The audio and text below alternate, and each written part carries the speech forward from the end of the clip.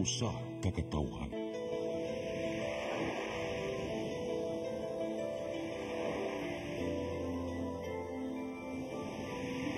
Cebu Catholic Television Network.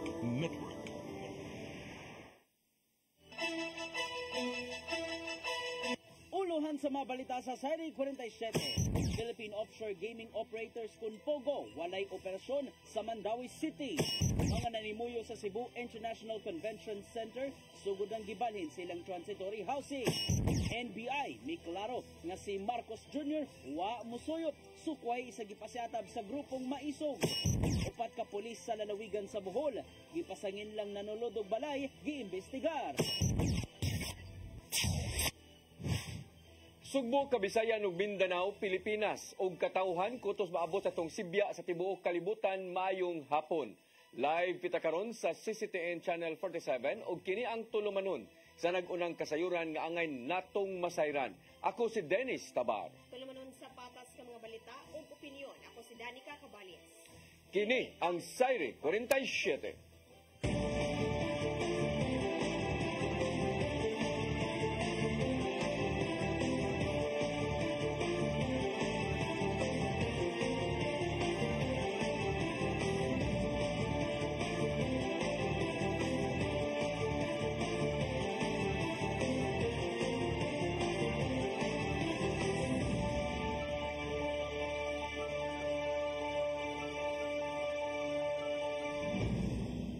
Og karon sa kumpletong detalye sa atong mga balita, way operasyon sa Philippine Offshore Gaming Operators kon Pogo sa dakbayan sa Mandawi. Matod pa ni Mayor kon Mandawi City Mayor Jonas Cortez. Bisan pa man ini, mga establishmento gipamonitor sa mayor. Ang kasayuran hiatod ni Mary Rose Sagarino. Gimanduan ni Jonas Cortez ang Mandawi City Police Office sa pagmonitor sa mga establishmento ug mga bay nga mahimong gamiton sa pag-operate sa mga illegal nga kalihukan. Matod sa mayor nga wala nay pogo operation sa syudad. Mga balay, subdivisions, mo ni ato gi-monitor. So hopefully mako na with close coordination with sa Intel. Pero initially walay operate mayor. Karon nagyod sa Mandawi wa na tay. Sa baguhay lang si Lieutenant Colonel Gerard A. Pilare ang tigpamaba sa Police Region 7 niingon nga inactive ang mga pogo sa Cebu nga na-monitor sa ning labay nga mga katuigan. Si Police Colonel Julius Sagandoy ang direktor sa Mandawi Police nagkanayon nga padayon ang ilang monitoring o gibantayan ang ilhanan sa usa ka pogo operation. Tinitignan natin, minomonitor natin yung mga areas na possible. Just like sa other areas sa Luzon, sa area ng Tarlac, tinitingnan natin yung mga malalaking establishments that are present national. Eventually, they are the ones engaging with alleged Binacol. But if there are any, we will be conducting operation. At this point in time, si Presidente Ferdinand Marcos Jr. ato sa iyang ikatulong nga State of the Nation address ni atong Lunes may pahibaw sa hingpit nga pagban sa Pogo. Kininunot na sa mga kabalaka sa pagkalambigit sa Pogo sa money laundering, immigration bribery, illegal recruitment o human trafficking. Mary Rose Sagarino, CCTN News. Pagpahimulos sa mga modernong teknolohiya panahon sa katalagman, mahinungdanon alang sa DOST sa pagsalbar sa kinabuhi. Kini ang nahimong tema sa Visayas Leg sa Handa Pilipinas 2024, nagisalmutan sa kapin 300 ka mga delegado. Ang kasayuran ni hatod ni Gian Navarro. Taliwas sa nagkagrabing epekto sa climate change. Yatagan og dakong gibugaton sa Department of Science and Technology ang pagsalbar sa kinabuhi gamit ang modernong teknolohiya. Mong gisugdan ang tulo ka adlaw nga Handa Pilipinas 2024 Visayas Leg nga gipaygayon sa Waterfront Hotel sa Dakbayan sa Subo. Sud sa tulo ka adlaw hisgutan ang mga sulirang yatubang sa disaster resilience o kung unsaon kini sa pagsulbad. Kana magamit pinagi sa mga gipailang bag-ong gamit o ubang modern technologies nga may mumapay muslan panahon sa katalagman. Gitambungan kini sa dili mo menos 380 ka mga delegado nga naglangkob sa managlaing stakeholders sa public ug private sector. Gawas sa mga mahinungdanong diskusyon, anausab ang mga booth diin present ang mga bag-ong gamit nga may mong paymuslan sa disaster response. ug diha usab gipasabot ang kamahinungdanon sa pagpangandam sa matag katalagman. Suma pa sa OIC Director sa DOST 7 nga si Tristan Abando nga may nungdanon ng pagpahimo sa maong matang sa innovation sa habig sa disaster response. Nagtuog kita nga ang siyensya, teknolohiya ug inobasyon, mga innovations mao gyud makatabang nato para maminusan og ang mga epekto sa mga disasters og maandam gyud ang ato mga local government units. At pinili kini sa publiko ang mong kalihukan hangtod Biyernes. Gani welcome ang mga estudyante ug magtutudlo aron magpakisayod sa mga latest sa science and technology nga may mong gamiton sa emerhensiya. Kini atong exhibits sa tulo ka grupo sa mga exhibits no natay atong kadtong mga exhibits nga gikan gyud sa atong mga DOST agencies nga nag-feature og kanang pareha sa atong mga emergency food reserve natay mga teknolohiya about sa unsaon man pag kanang mga early warning system. Ato sa ilang adlaw sa Maghanda Forums, gituki ang issue sa pagpakigbatok sa disinformation nga crucial kayo ilabi na kung moabot man ang katalagman. Maong mahinungdanon alang sa mga otoridad, sama na lang sa DOST Pagasa nga magsalig ang katawhan sa mga lehitimong tinubdan sa impormasyon. Kini aron mapangandaman ang kaugalingon ug ang pamilya kung maapektuhan man sa panahong muigo ang mga katalagman. Ang information, ang mga forecast products and related services na binibigay ng Pag-asa ay mahalaga para maiwasan natin yung mga panganib dulot ng mga hydrometeorological hazards like bagyo, no? Pagbabaha, mga rainfall-induced landslides, kahit mga localized thunderstorm, mga flash floods. Navarro, CCTN News. Kapin sa 600 ka mga food packs ang gihatod sa Lapu-Lapu City Disaster Risk Reduction and Management Office ngadto sa barangay Pangan-an sa isla sa Ulango. Ang barangay nakasinati og pagbaha niadtong Lunes o kagahapon tungod sa pagtaob sa dagat tungod sa kadagko sa baod sa habagat o bagyong Karina. Sa pagsusi kagahapon adlaw sa Pangulo sa CDRRMO nga si Nigel Banyasya sa sitwasyon sa maong barangay, nagda kini og 310 ka mga food packs. Kaganinang buntag, lain na usab nga 300 na usab ka mga pagkaon ang gihatod aron na maapod unya sa 602 ka mga pamilya sa Pangan-an. Gitagana kini aron sa pagpangandam sa posibleng epekto sa nasinating bati nga panahon.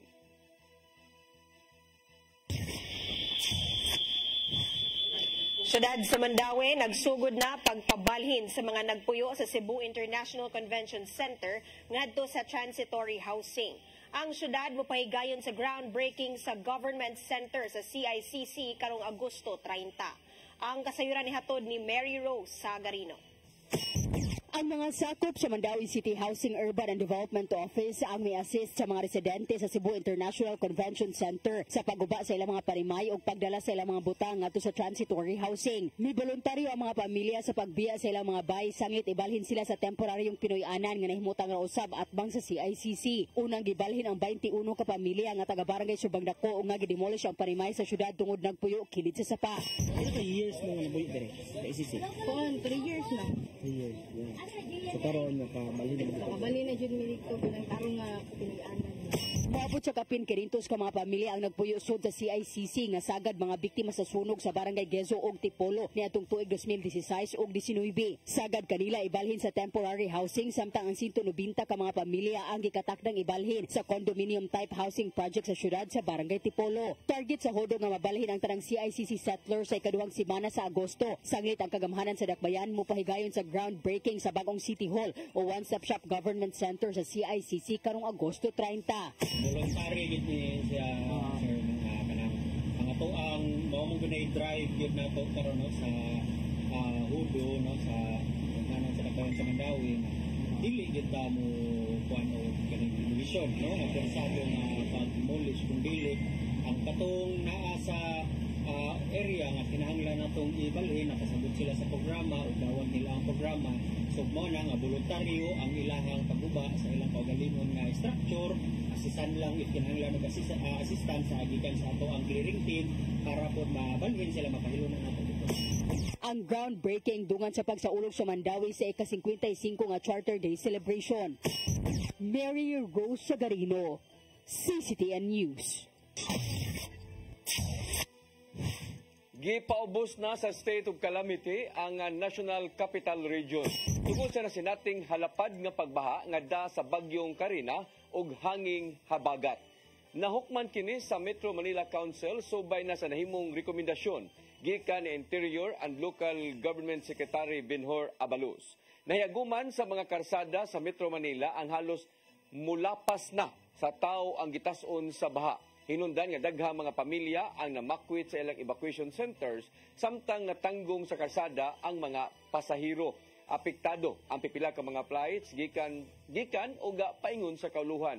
Ubay-ubay usab ang mga pasahero nga nagdaso karong adlaw sa Mactan Cebu International Airport human nga gikanselar ang mga biyahe tungod sa maong bati nga lakat sa panahon. As of alas 2 karong adlaw, ana-ana sa unom ka mga flights ang kansilado samtang delayed usab ang uban nga mga eroplano.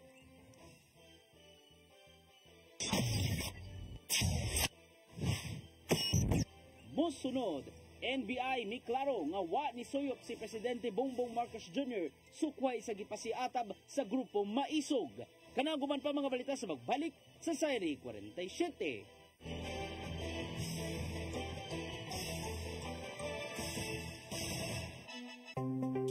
Discover the beauty of the Philippines.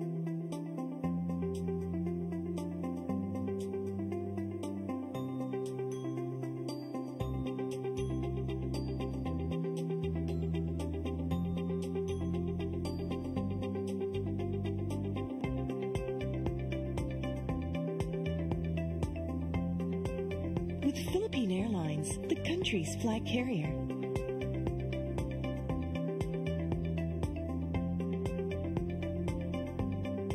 The airline that lets you feel the warmth of the nation.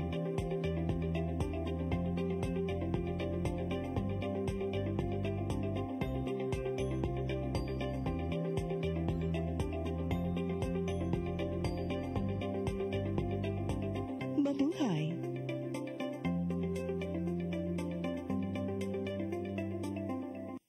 Holy Spirit,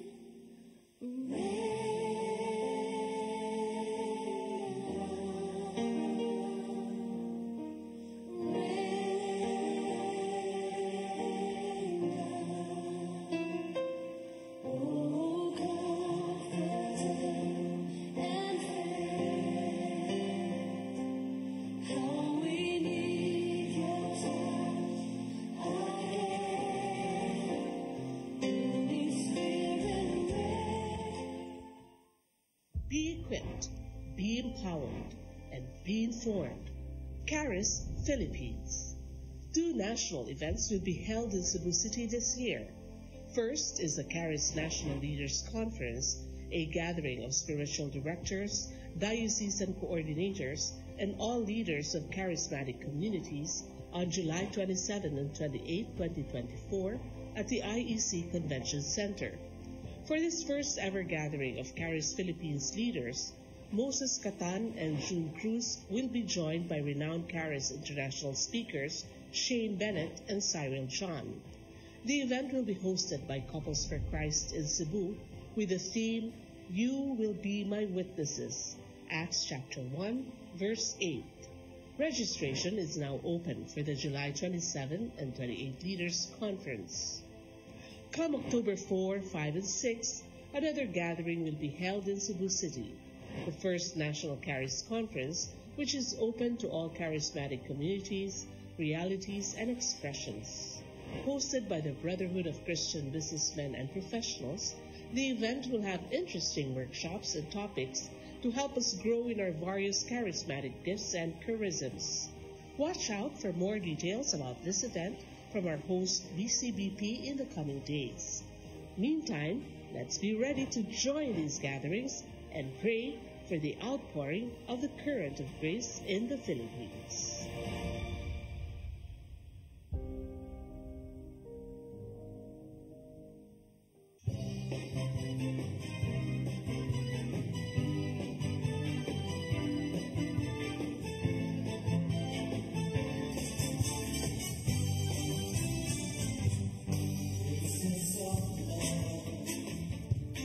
This is our community.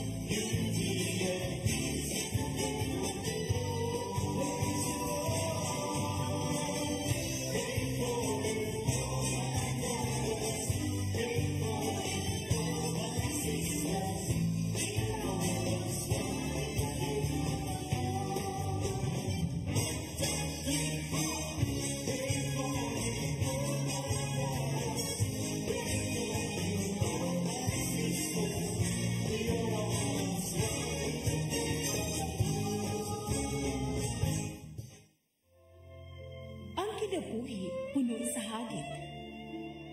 Sumpay na ka, Dria! Ay, pag-inarte! Pagdita ka! Puno sa pangutana. Bata pa gani ka tayo? Nagpuyap-puyap na ka? Kinsa man ang mga sakitin ako din ay karoon ang kinsa! Kung sibuti mo'y pasabot na di. Puno sa luha. Pagpili pa, ako nga imong anak o kanay imong mga babae. Kasuko. Yung ganang pa. Kaluoy takal ni Papa. Apan bisan mangit-ngit pa ang imong kalibutan, aduna pa'y nagpahiping kahayag. Aduna ka pa'y kasumbungan. Mga lamang hanap na Dear Tatay, tunog na unod na ngamong handun na. Wailain paagi aron masabtan nato ang Biblia. Kinahanglan nga doon na tayo relasyon kang Jesus. Hangtod sa layan natong panaguban, daghang salamat. Shalom. Tunog na unod na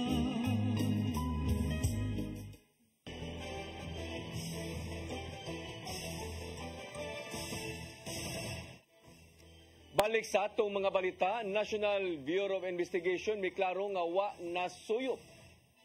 nagsuyop si Presidente Bongbong Marcos nga mao'y gipasiatab sa grupong maisog. Kini ang nakita human sa gipaubos nga forensic examination nga giingong pulboronic video. Ang kasayuran ihatod ni Gian Navarro. Nakita sa subsub nga forensic analysis sa National Bureau of Investigation nga dili si Presidente Ferdinand Bongbong Marcos Jr. ang subject sa video nga gipakatap sa grupong maisog. May kalabot kini sa gipasiatab sa grupo nga pulboronic video diin gituohang adunay gisuyop ang presidente o gipakita kini sa usa sa mga rally sa maisog sa Estados Unidos.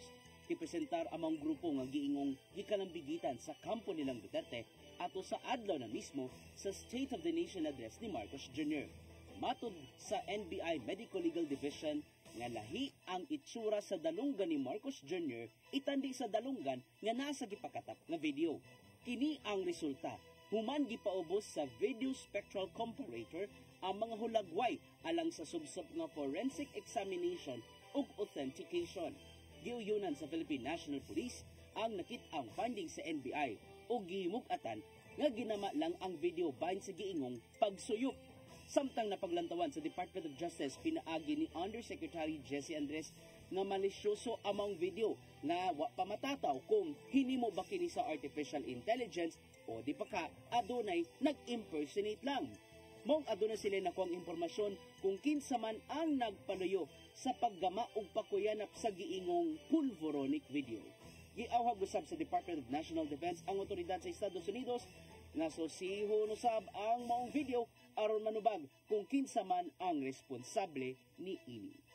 Gian Navarro, CCTN News. Kapin 500 ka mga sakyanan ang nasita sa Land Transportation Office 7 human nakalapas sa mga lagda sa trapiko ato sa Palarong Pambansa 2024. Sa maong ihap, 14 ka mga sakyanan ang gipang-impound tungod sa kalapasan. Apil na ang pag-operate nga walay tarong nga rehistro. Mato ni LTO-7 Director Glenn Galario nga apil sa mga gisita ang duha ka mga pribadong sakyanan nga nagmaneho nga walay rehistro. Nasayran gigamit ang sakyanan nga public utility vehicle ug mahal ang gipangayong plite ngadto sa mga pasahero. Padayonin ni Galario ang mga operasyon sa LTO-7 batok sa mga public utility vehicle drivers nga nangayo og dakong plitehan ngadto sa mga pasahero lukop rehiyon.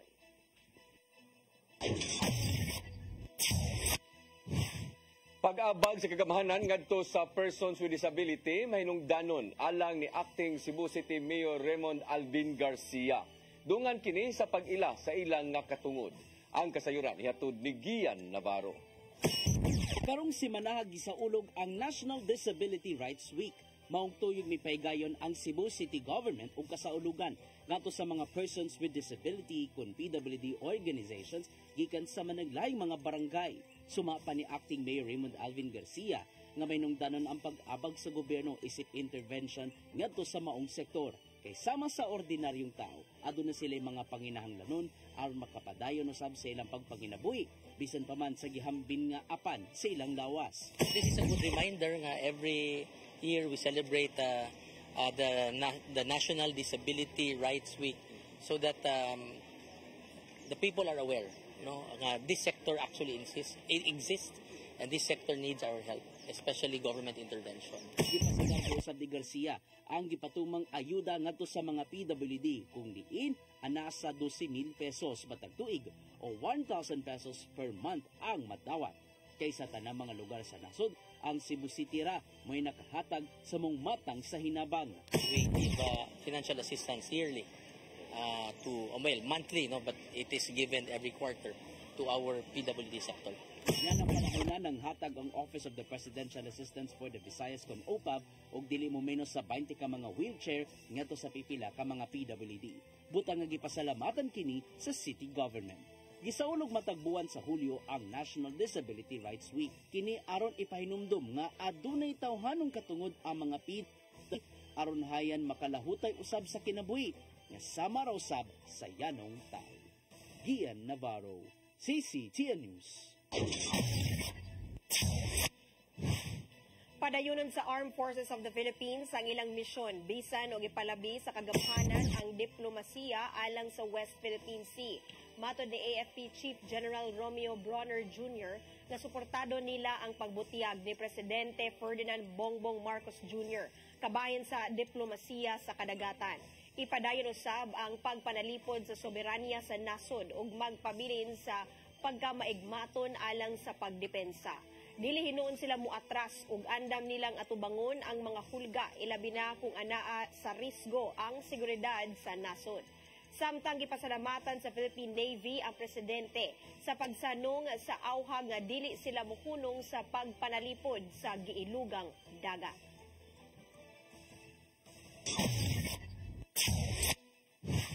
Kapin sa 500 ka mga eskremador gikan sa Lapu-Lapu City, Arnis de Abanico, ni salmot sa tulo ka adlaw nga labing una nga Lapu-Lapu Eskrima Festival and Tournament. Ang torneo nagsilbing culminating human sa sobra usa ka tuig nila nga pagbansay-bansay. Ang kasayuran ihatod ni Crystal Joy Filerca. Kapin 500 ka mga eskrimador gikan sa Lapu-Lapu City, Arnis de Abanico ang nisalmot sa tulo ka adlaw nga first Lapu-Lapu Eskrima Festival and Tournament nga gisugdan niadtong Lunes, Hulyo 22, tuig 2024. Didto sa Hoopsdong, gipahigayon sa unang adlaw ang Eskrima Cultural Showdown, samtang kagahapong adlaw mao ang force competition.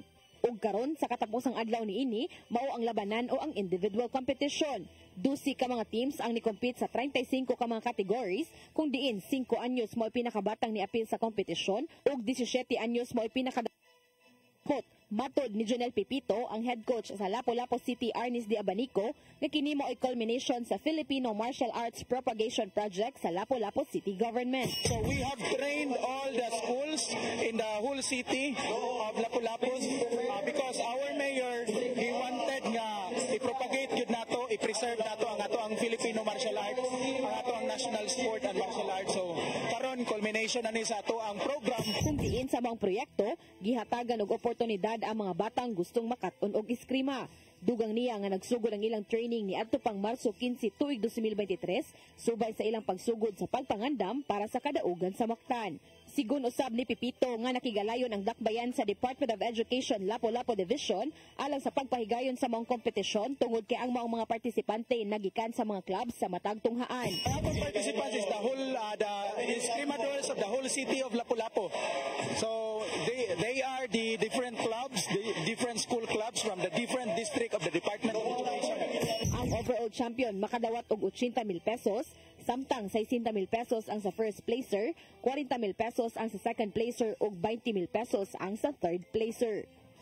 Crystal Joy Filerca, CCTN News. Training sa mga atletang Pinoy ngadto sa ilang lokalidad may nungdanon alang sa Philippine Sports Commission. Samtang uyo ng ahensya sa tinguha sa Cebu City Government nga paligunon pa ang sports development programs. Ang kasayuran ni hatod pagbalik ni Crystal Joy Pelerca. Human sa malampusong palarong pambansa 2024, nakita sa Philippine Sports Commission kung unsa ba ka mahinungdanon ang training sa usa ka atleta. Ilabi na ko ang lugar sa pagbansay adto lang sa ilang lokalidad, inay nga mobiyahe pa paingon sa kauluhan. Usa sa gikampanya ni PSC Commissioner Edward Hayco ang regionalization mismo sa mga atleta. Kay pinaagi sa suporta sa mga local government units ug sa mga anaa sa komunidad, mas malasig pa ang pambato sa iyang pagpaningkamot. Ilabi na nga sagad sa mga nakadaog sa national ug international sporting competitions nagagikan sa mga probinsya. A lone voice in PSC advocating for regionalizing and decentralizing the training of national athletes, sending them back to their natural habitat. We should not be extracting them away from their family, from their parents, from their native town. We should send them back. Ipasigarbo ni Hayco ang grassroots program sa Cebu City Government sa natad sa paugnat sa kusog. Suma pa niya nga ang mong inisyatiba gihimo ng sumbanan sa ubang mga lugar aron makakuha og future sports champions. Dungan sa pag-uyon nga doblehon sa Cebu City Government ang pondo alang sa sports development, gihatagan usab og gibugaton ni Hayco ang pagbaton og kaugalingong athletic coach. Kana aron makakuha og maayo nga training ug mapaandam usab ang mga pambato sa managlahing mga kompetisyon. I hope the city will keep up somebody said a conscious effort. Someone said that. That's a very nice operating phrase. Conscious effort to keep a balance between event and program. Because if we have all events, we are like a pick-up boys na make up rata. Crystal Joy Pelerca, CCTN News. Mosunod, upat ka mga pulis sa Bohol nga gipasangin lang nanulod og balay, giimbestigar. Kanaguban pa mga balita sa pagbalik sa Sayri 47.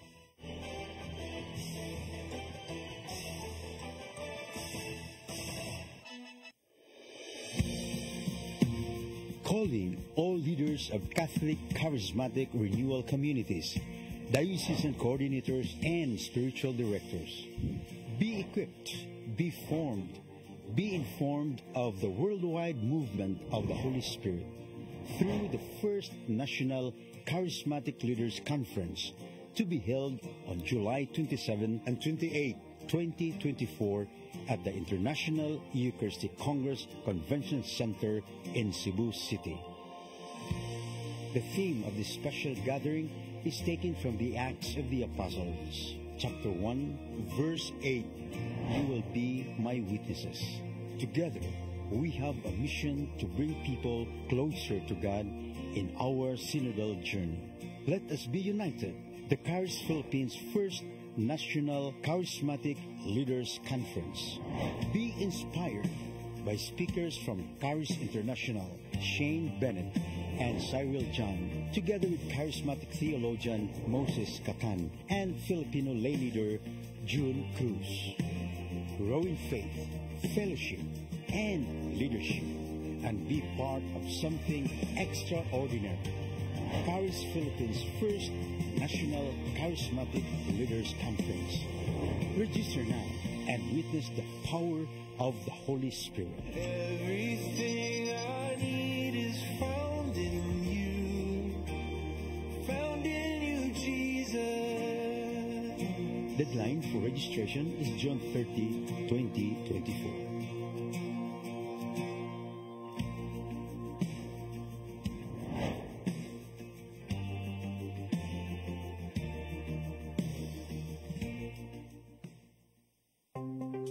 Discover the beauty of the Philippines.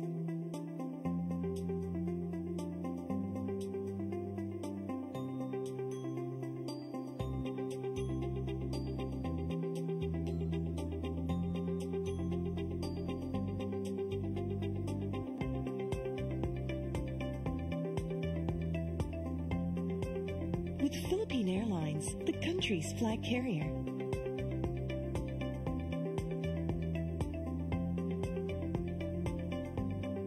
The airline that lets you feel the warmth of the nation.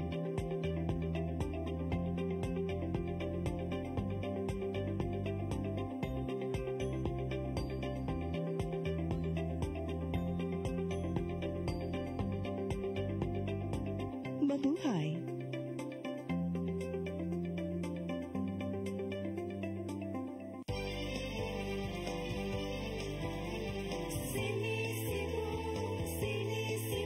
For your internet connection And for the signal of your cable TV. so fast and straight the transmission to your home. Cine Cebu offers you to have fiber optics For your viewing experience, perfect and clear so fast. so great and affordable for you to enjoy. Cine Cebu Television Network Incorporated offers fiber to the home broadband internet bundled with fiber to the home cable TV connection. Cine Cebu Television Network Incorporated with its operation in Metro Cebu and the whole province of Cebu soon. For your internet connection And for the signal of your cable TV. so fast and straight the transmission to your home. Cine Cebu offers you to have fiber optics For your viewing experience, perfect and clear so fast. so great and affordable for you to enjoy. I am the God that healeth thee. I am the Lord, your healer. I sent my word and healed your disease. I am the Lord, your healer.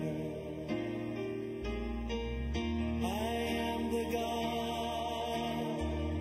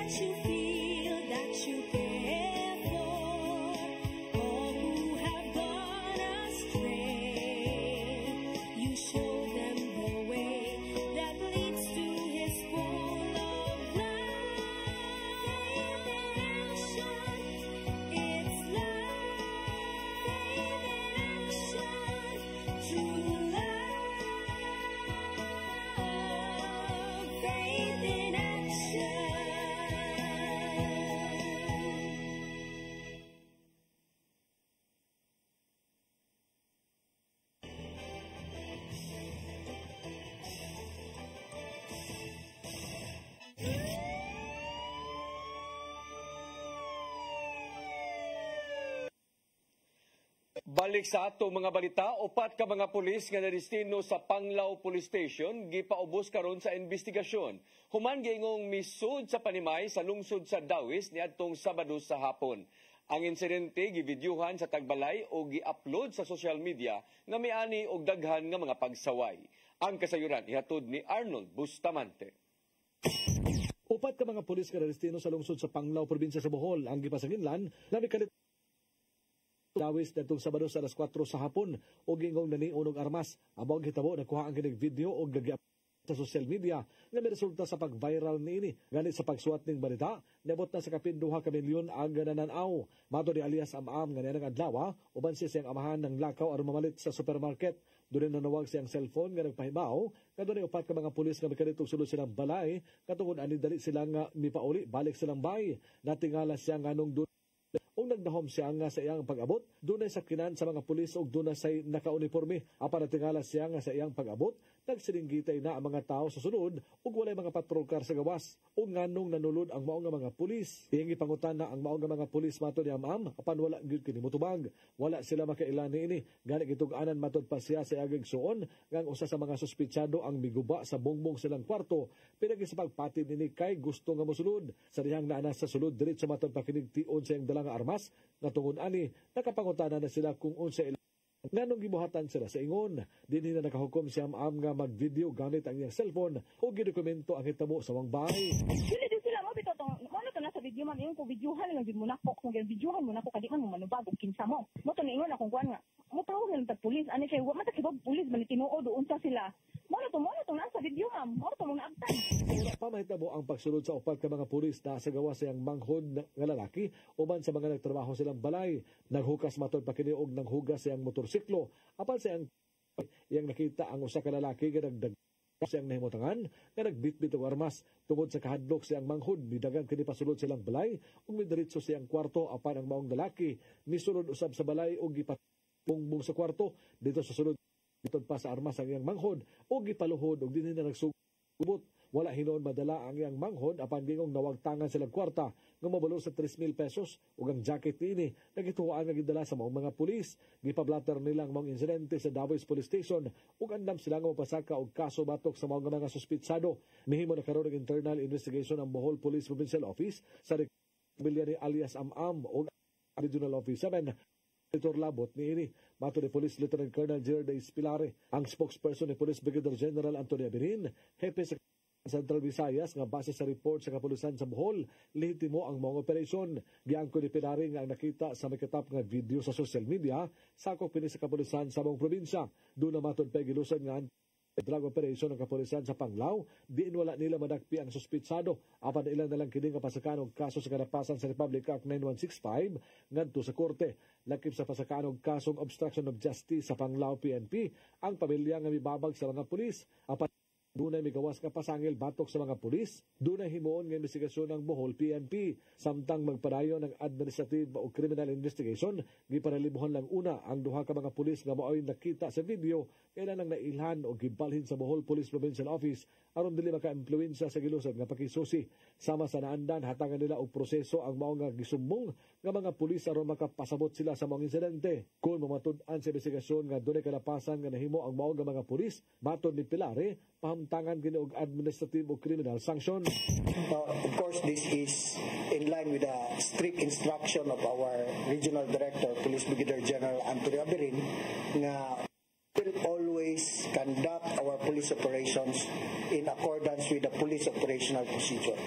And if we find out that there are deviations na ay mga kalapasan nga buhaton, dili mo tolerate ang Police Regional Office 7 sa mga membros kapulisan nga maghimo og mga kalapasan. Sasalig ni Pilare nga ang kapulisan budo pa kung dunay mahimong kalapasan ang ilang paminahon una nila ang tanang pamahayag sa duha ka habig ug subayon kung nasunod ba sa mga police operational procedure atol silang anti-illegal drug operations. Ang assurance sa atong Regional Director, Police Brigadier General Benin, is that we will be conducting a thorough, unbiased investigation to determine what really happened and if there are operational lapses committed by police officers. And if evidence will they have committed violation, then we will not hesitate to sanction them, no, in accord with our policy in the PF. Arnold Bustamante, CCTV. Nasikop sa kapulisan sa Lapu-Lapu City Police ang 23 anyos nga trans woman sa gipahigayong entrapment operation kagabi. Kinihuman ni dangop ang 24 anyos nga Korean national nga taga Barangay Marigondon sa kapulisan aron magpatabang. Gitugan nga ang iyang kanhi ka dating relationship nga trans woman nga taga Poblacion Cordova nangayo og kwarta bugti sa dili pagpakatap sa ilang pribadong video ug mga pictures. Tungod sa reklamo, nag-entrapment operation ang kapulisan pinaagi sa pagpatuo sa suspect nga ang biktima mohatag og 10,000 ka pesos. Ang biktima nakikita sa suspect sa Datag Maribago ug human gitunol ang kwarta, daling giaresto sa kapulisan ang 23 anyos. Kasamtangan kining gitanggong sa LCPO lock-up facility samtang naghuwat sa kaso nga ipasaka batok kaniya.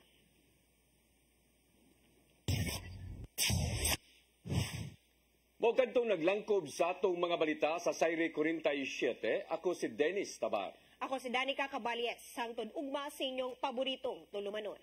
Sayre 47.